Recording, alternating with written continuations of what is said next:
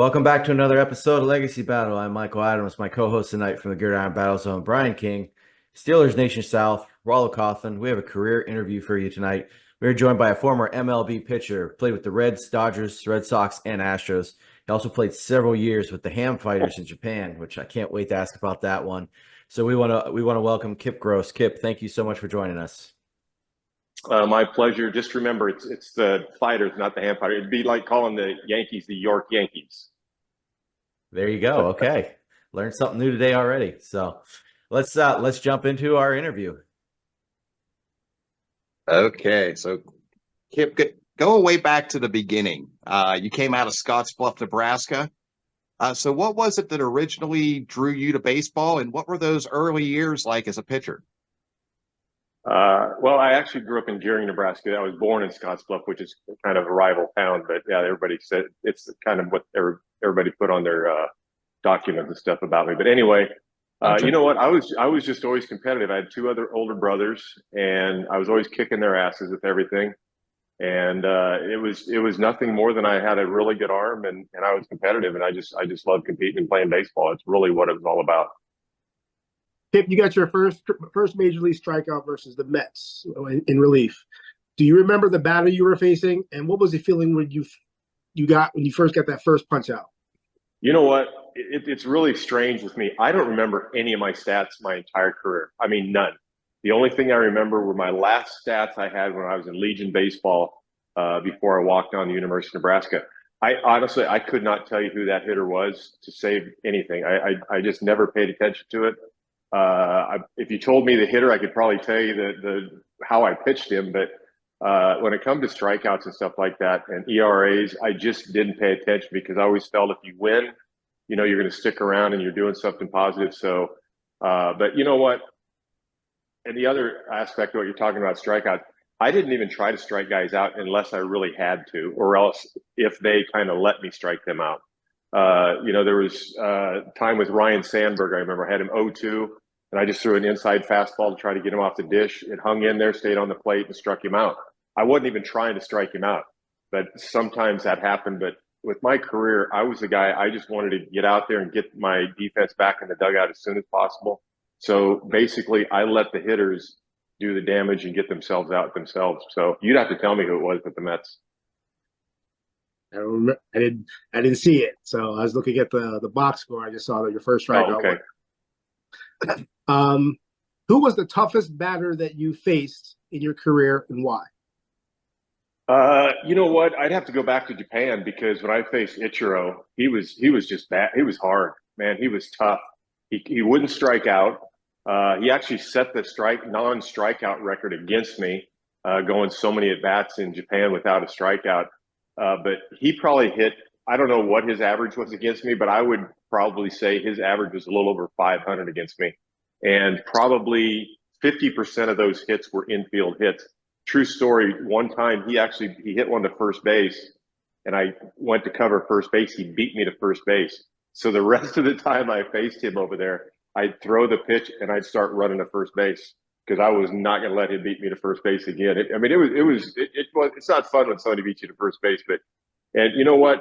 For me, it was basically the leadoff type hitters that liked a lot of fastballs. You know, all the home run hitters with power, I did really good against because I could get them to pound the ball in the dirt, or I could get inside, you know, with my sinker. So pretty much like a Biff Roberts type. I remember facing him in San Diego. I think it was the first pitch of the game. I threw him a slider, and he hits an opposite field home run. And next time he comes up to bat, I threw him. I don't remember what the pitch was for sure, but he hit another home run off me. And believe it or not, you go back and look at that year. Biff Roberts ended up with 3 home runs on the year. 2 were against me in the same game. So Wow. yeah, the little leadoff hitters, those type hitters, gave me the problems. So the 1990 Reds, they win the World Series. You pitched 5 games that season. 91, they finished 5th in the division and only win 74 games. Other than the Eric Davis injury, which I know was huge, what do you think caused that massive of a drop off that season? They still had like the starting pitching and the bullpen was still there. You know what? I've been asked this question so many times, but not the way you asked it. Uh, there was one guy on the team. One guy on the team. I'm not going to mention his name. He was a problem child, and it was the entire season. It was all about him. And I don't know if that's what the problem was, but that's what I have always said, that you got to have that stability and camaraderie in the clubhouse if you're going to have a winning team. And I don't know any team that's ever won that didn't have that. And in '91, it just was a constant battle with some of the players. They wanting this, wanting that. They wanted paid, and things like that going on. And when you have that nonsense going on in a clubhouse, it's not going to work. So, in my opinion, that was the problem in 1991. So, I want to know, because I live down here in Tampa, so we got a small piece of Lou Piniella. What was it like to get to play for the great Lou Piniella? I even have one of his cards from the 1970s. I've always been a fan of his. You know what? Lou Piniella was by far the best major league manager I ever had. And he commanded respect, but at the same time, he gave you respect. And he was that type of manager where he would tell you now, if you came in the dugout right now and you messed up on the field, he'd walk up to you and he'd say, "Hey, we can't do this anymore. That's not how the game is played." And he'd let you know. Now, some guys don't like that because they think they're getting showed up. But personally, why would you want to go out the next inning and do this and repeat the same problem? So I liked Lou. He told you in a second what was on his mind. There were some times when he might have had a few too many the night before, and he might have said a little too much to you.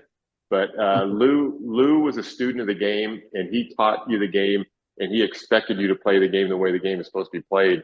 And when you have fundamentals like he had, and the respect that he had from all the players like Eric Davis, it was, it's just a fun thing to have when you have a manager like that. And everybody always had his back, except, like I said, there's always a couple guys in the clubhouse that aren't like that.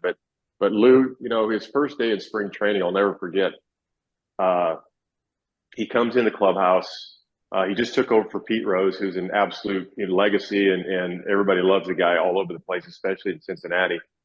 And, the first thing he said was, Pete put together a hell of a team here. He put together a hell of a team, and there's no reason we can't win here with this team.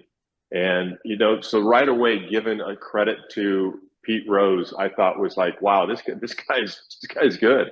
And the more you got to know him, the more and more you liked him and his managerial style. Hell, Lou, sometimes he wouldn't even give the sign to third base, the third base coach, Sam Palazzo, to give the hitter or the runner. He just walked over to first base, down the dugout to first base, and tell whoever, "Hey, run on this next pitch." And the first baseman's looking at him like, "You just told him to run. We know that." It worked every time. It worked every last time. And that's how Lou managed. He's like, hey, we got the position right here. We got it. Go for it. So I love Lou as a manager, big time. Brian, before you go, it looks like your first strikeout was first baseman Mike Marshall. Mike Marshall. There you go. Yeah. The big hole inside, Mike Marshall. Okay, there we go.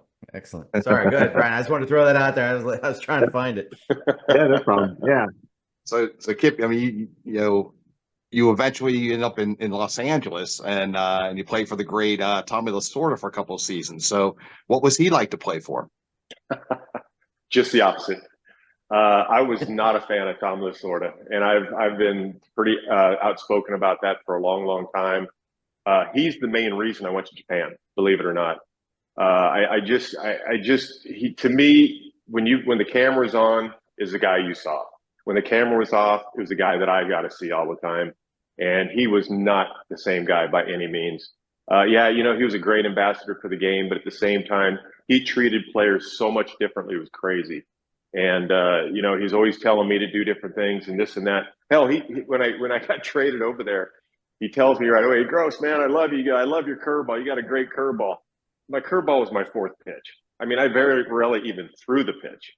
And so it was kind of like, I don't even know what you're talking about here, telling me the curveball. And then all the time, I'd come in the dugout after going 1, 2, 3, throwing 6 or 7 pitches at the inning. He'd come and say, "Gross, you need to throw that curveball more." And I look at him like, I just got 3 outs, 3 up and down. And he'd tell me this all the time. You need to throw that off-speed pitch more. To me, if something's working, you just keep doing it.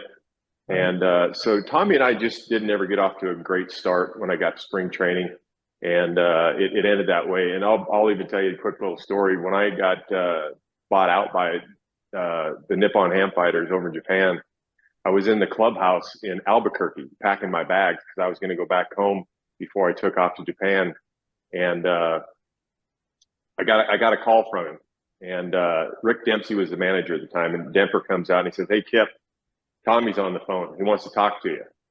And I said, "Ask him what he wants." So he comes back and he says, actually Stan Johnson, the trainer, was in the clubhouse with me because he had to go help me out a little bit. But Demper comes out back in the clubhouse. He says, "Hey, Tommy wants you back in the big leagues. He wants you to come up today, and he's going to keep you there." I turned around. I don't know how censored you guys are, but I said, "Tell Tommy to go fuck himself." And I packed my bags, and that's the last time I talked to Tommy. Wow. Wow. Yeah. Maybe it was all that Slim Fast he was doing. It's known to give you headaches if you drink too much. But so tell us about that adjustment. Going to play in Japan, yet you had a tough first season there, 6-12 record, but then you kill it the next 3 seasons, winning 16, 17, and 13 respectively. So what was the transition like, and how did you turn that around?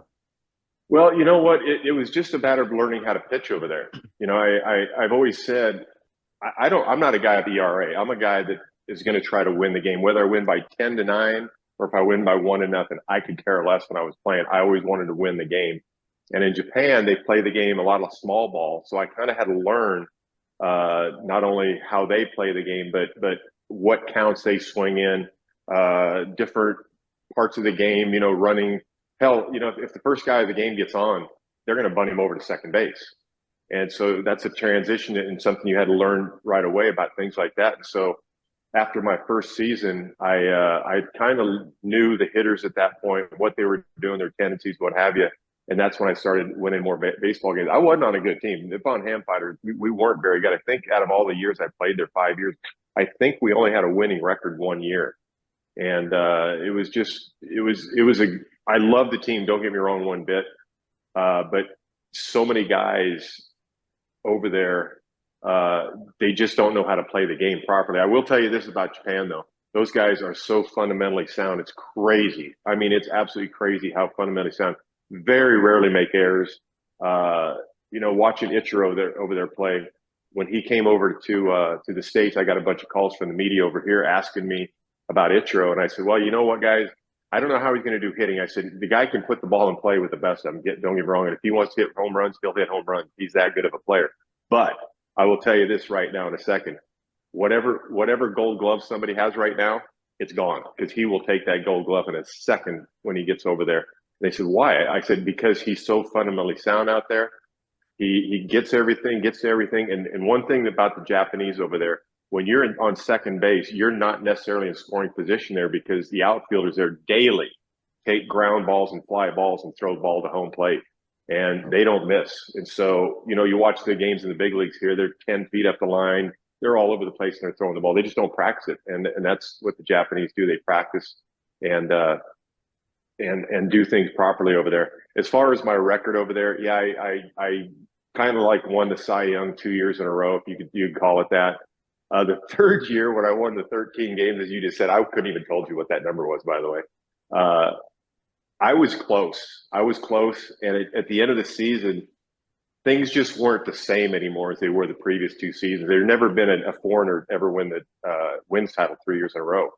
And so when I was getting close to the third year, there was things behind me that just weren't adding up as they normally did during the season. So I'm not saying they loved balls or whatever, but it just didn't seem the same. And there were the guys who were on my team, they even said, don't you think that guy could have got to that ball? I'm like, yeah, probably so. But I guess I'm leading in wins right now. So it's last month of the season. We'll see what happens. So it was all good. It was fun. I had a blast over there. So, Kip, if we put your 6-season MLB career side by side with your 5-season Japanese ball career, you know, the latter looks better statistically. So do you have any regrets about, you know, leaving the Japanese league when you did, or are you content with how things played out? You know, I've always said I got 2 regrets in my life, and coming back to the States to play baseball was one of them. I wish I'd have never done it. And the reason was I signed a 2-year deal with Boston. And first of all, I never played in the American League over here. But when I was still playing, you still had DHs and all that. And in the National League, you didn't. And so they played a different form of ball over there. And I was signed by Duquette. And it was a good deal. The reason I came back, though, was because at the time my wife had never spent any time in the big league. So I thought, we'll do this for her. I got another 2-year offer in Japan to come back over there, but I turned it down for about a third of the money here. In fact, it was a lot more than a third, a lot less than a third. But I got over here to Boston, and everything Duquette said was a lie. When I heard it before I signed, guys were saying, "Don't go to Boston, don't go to Boston. They do some stupid, shady things." And I'm like, "Come on, it's the big leagues. How can they do shady stuff?" Well, I got there, and sure as hell, he just lied about everything. He put guys on the DL that shouldn't have been on the DL. He wouldn't put guys on the DL like myself that should. I had a broken finger over there on my pitching finger before I got sent down, and it still hurts to this day. The knuckle in my pinky still hurts, but it's he put me on wouldn't put me on the DL, and then when he did put me on the DL, he just put me on a 15-day DL. And it was a big joke. Ended up going to arbitration for it and won the case. But, that was all an afterthought. But you know what? I really did enjoy my time with the fans in Boston. But I turned down my second year player option to go there again to sign a minor league deal with Houston the next season. So that kind of tells you how much I didn't like being there with Dan Duquette. Kip, what has life been after baseball? Are you still involved with the game? Are you teaching? Are you coaching? Are you managing? What has life been after baseball for you? You know what? One of the reasons I retired, I still had offers to come back and play, and I was telling these GMs, like, "Are you guys seeing what I'm seeing on the field? Because I'm not good anymore." But the reason I actually retired and quit playing was because I just had a son who was 1 year old. And I had a daughter who was 4 years old. And so I decided it's time to hang them up and go be with my family. I've been coaching my kids since they were 8 years old, all the way through high school. I've been given lessons. I've been coaching other teams. I finally moved to Arizona about 5 years ago. I moved here in 2020, and I haven't coached since, but I have still been given lessons to kids all the time. If guys want to call and talk baseball or learn about baseball, I'd be more than willing. I do it all the time. People send me videos of their kids, hitting or pitching or whatever, and I break them down and I send them to them all the time and giving them advice and what they probably should be doing. So I'm still in the game. If you see my comments on Facebook, a lot of times, I give my opinion. And I'm not afraid to give my opinion, and it'll always be that way because I'm not the guy that's going to sit in the back of the room and not say something when something should be said. So I still love the game. I just don't like what this commissioner has done with the game as far as all the rules changes, and that's something I just can't understand. They say they're trying to get the younger crowd in to watch the games or whatever. I've never seen a baseball fan made ever. Either you're a fan growing up or you're not a fan. And I've never seen that person ever to this date that you say, "Hey, let's go watch a baseball game," that hasn't been watching, and now he turns into be a baseball fan. I've never seen that person yet. So I love the game. I will talk the game. I'll help coach the game if somebody needs it. But I'll always give my opinion on what guys should be doing in the game for sure. Do you mind if I ask you another question? You ask all the questions you want. Oh, perfect. So you mentioned Ichiro earlier. I kind of want to go back to the Japan leagues here real quick. Did you pitch against like Hideki Matsui and maybe, pitch against Hideo Nomo at some point? I played against Nomo. Right. He was on the what team was he on? He was on the Carp. No, he wasn't on the Carp. Anyway, yeah, he was over there. I pitched against Nomo. He was phenomenal. He had that split finger fastball. It just, it was crazy how good it was. And he was one of those guys that knew how to pitch. And one of the things about Japanese is they always tend to pitch backwards. Well, he pitched the way I pitched. He pitched, the way we pitch in the United States here. And so Matsui, he was in the other league. So I didn't face him. I only faced him once, I believe it was, and that was in an all-star game. And we also played in another game, but I think he was already in the States at that time. We had the foreigners. We played the Japanese All-Star team one time. We actually beat them, and that was a lot of fun. But those guys, they have American League and National League, and I was actually kind of in the American League over there, the Pacific League. So guys like Matsui, I didn't. But yeah, Nomo was fun to watch. He was. And I'll tell you guys about Ichiro too. He's just a phenomenal talent. And he cared, and he respected the game, and he played the game right, and he hustled all the time and did everything right. Quick little story about Suzuki, or Ichiro is his first name. I just told you a little while ago that he broke the record for consecutive non-strikeouts against myself. But it was kind of funny because there was a guy at first base when he did it, and he hit a screaming line drive at my second baseman, who doubled up the guy at first base for a double play. So him not striking out actually cost him a double play. I just thought that was kind of funny at the time. Awesome. Brian, did you have another one, or? Whenever you mentioned that Nomo he pitched backwards, what exactly does that mean? I don't really understand what that is. No, Nomo didn't pitch backwards. He pitched like Americans pitch. He established his fastball. He'd established his fastball first. Where in Japan, most of the pitchers, they'll pitch backwards. They'll throw those breaking balls and the maybe come backwards. Okay, I'm with you now. Yeah, okay. that's called pitching backwards. Nomo wasn't like that, and that's one of the reasons I always thought he was so good over there, is because he was not like the other Japanese pitchers who would throw breaking ball. Another thing about Japanese pitchers, you see it here a lot too. They get to 0-2 count, and now they nibble, and they get to a 3-2 count right away. And that's why you see so many Japanese pitchers in high counts and high pitch counts, because that's kind of how they pitch, is backwards, and they're not going to give it into you. They just don't give in to you unless they really, really have to. They'll walk a guy in a second just because they don't want to pitch to him. It's kind of strange over there, but I went over there and I kind of changed things. And the pitching coach and stuff over there, the GM, they wanted me to do some different things too. And I said, guys, you want me to win, or do you want me to pitch the way you want me to? And so after I won the wins title too, and almost the third year in a row, they actually started having me come down and talk to some of the pitchers during their bullpens. And, obviously I'd have an interpreter, but I was kind of like a second coach there, my third and fourth and fifth year. It was kind of fun. Well, Kip, we want to thank you for coming on and working out the time difference too. We appreciate your time. Absolutely. Thanks, guys. Anytime you guys want to do this, let me know. Excellent. Remind everybody, hit that like, subscribe, notification button. We'll see everybody next time. Thank you for watching. Have a great night.